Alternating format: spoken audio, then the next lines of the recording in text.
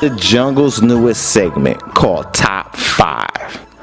And as the name suggests, Top 5, what we're going to be doing, we're going to go through the top or bottom 5 in any one particular category of our choosing.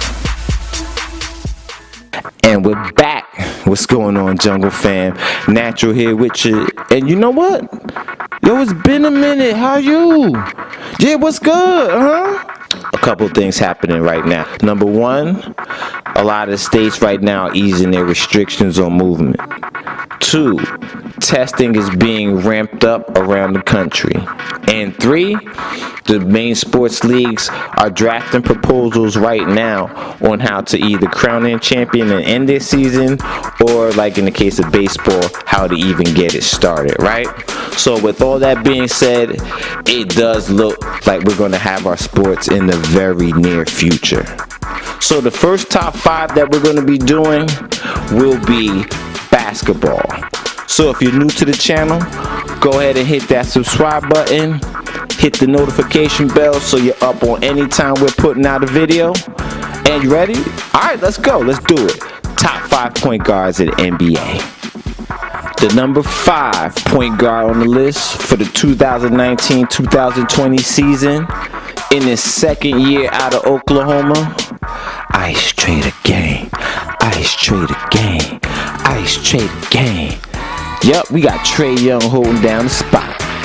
Alright, look, I know it's his second year, only 2 years, right? But he's putting up career highs across the board, alright?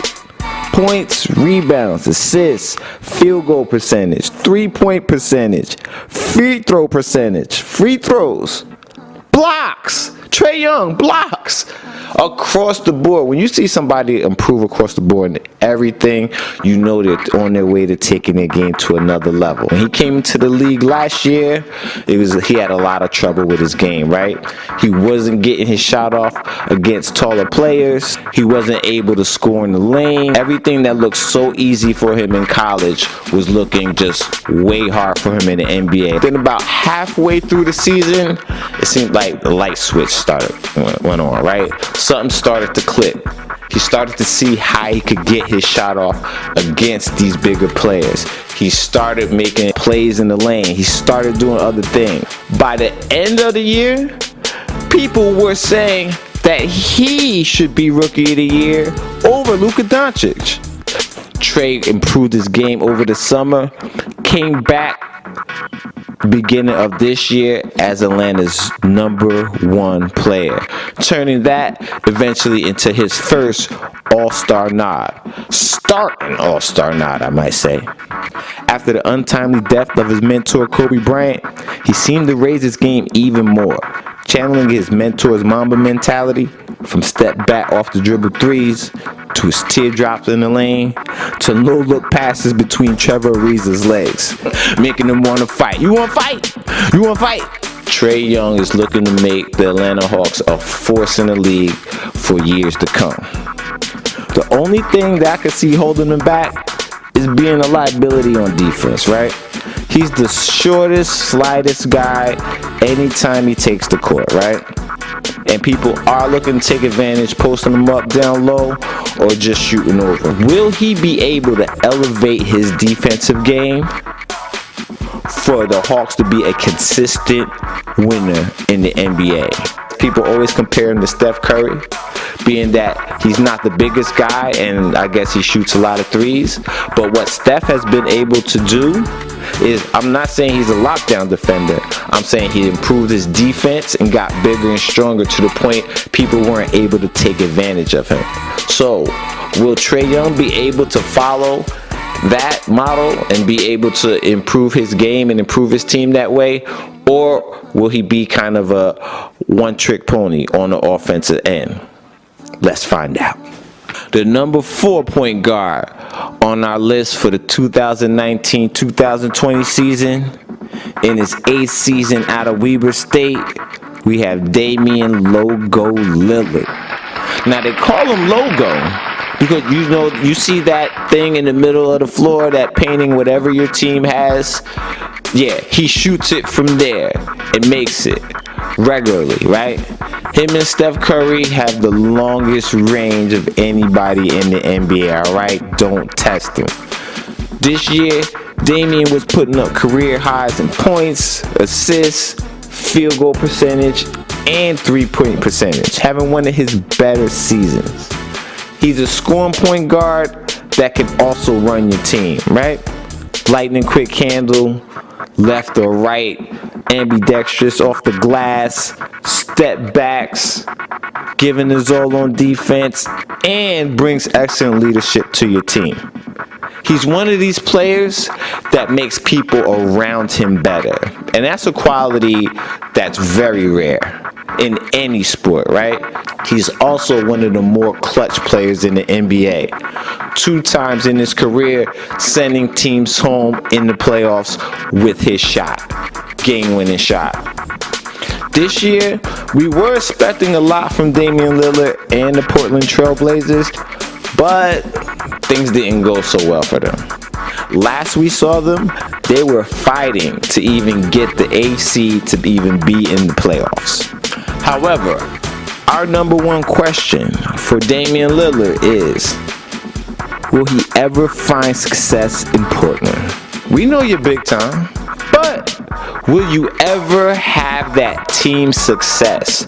You need more than one player in the NBA, and yeah, you're one, but you need someone else. You need that Robin. You need that sidekick to get you there. And McCollum looks like he's a good player, but he doesn't look like he's that player to get Damian to that next level. You know, maybe he doesn't want to be there. He's happy in Portland. So we're going to see how good of a team Portland can be. Can they become a contender year in, year out? Or, you know, is Damian Lillard just going to be one of those guys who had a great career and never got a ring? Let's find out. In our number 3 spot for point guards, we have in his 15th year. Damn! 15th year out of Wake Forest. Mr. State Farm himself, Chris Paul. Yes.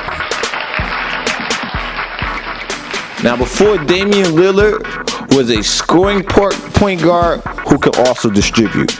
Chris Paul is the opposite.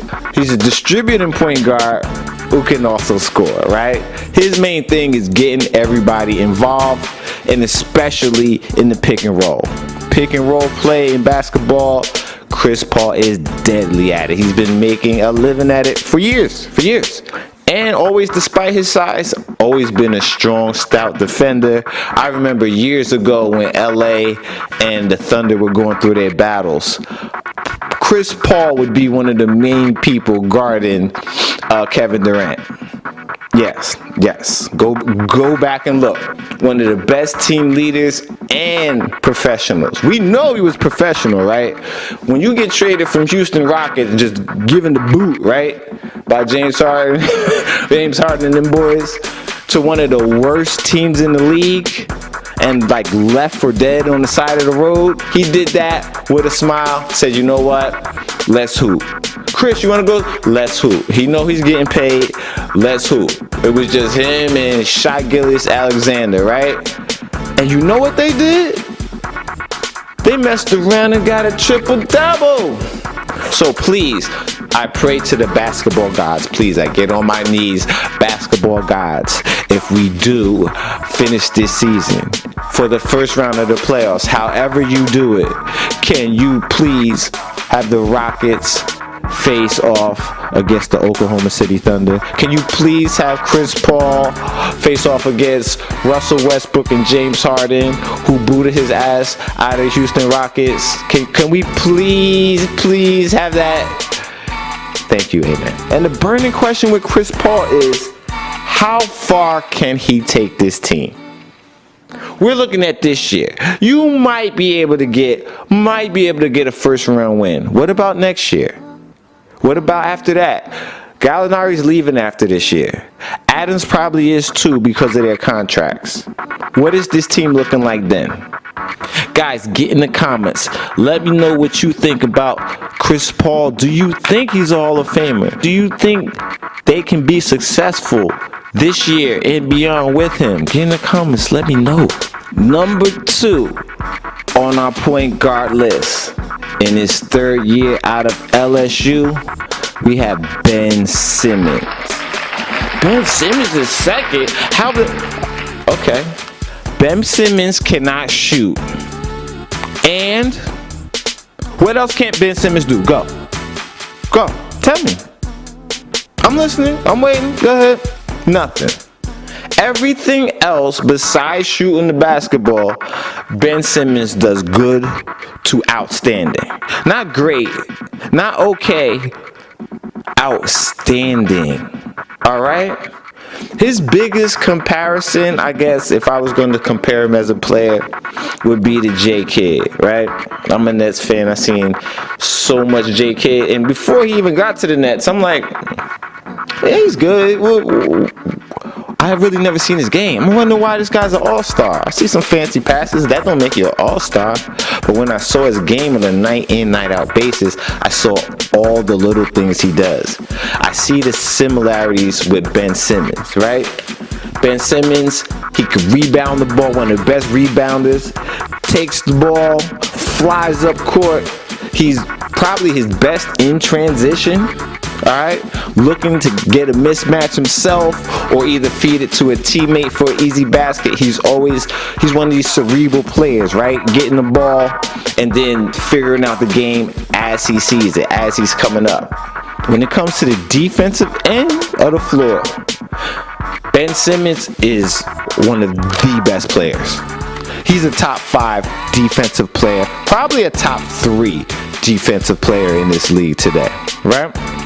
He's one of the rare players who can actually guard 1 through 5. Now, when it comes to Ben Simmons and success as a team, does Ben Simmons need his own team to have the most success in the NBA? He can stay with Joel Embiid, and they can make the playoffs in the East, and they can have some sort of success. But to have the most success, to maximize his talent, does he need his own team? Does he need a team built around him? Or can he fit in with Joel Embiid and be one of those players alongside him to bring Philly to a championship?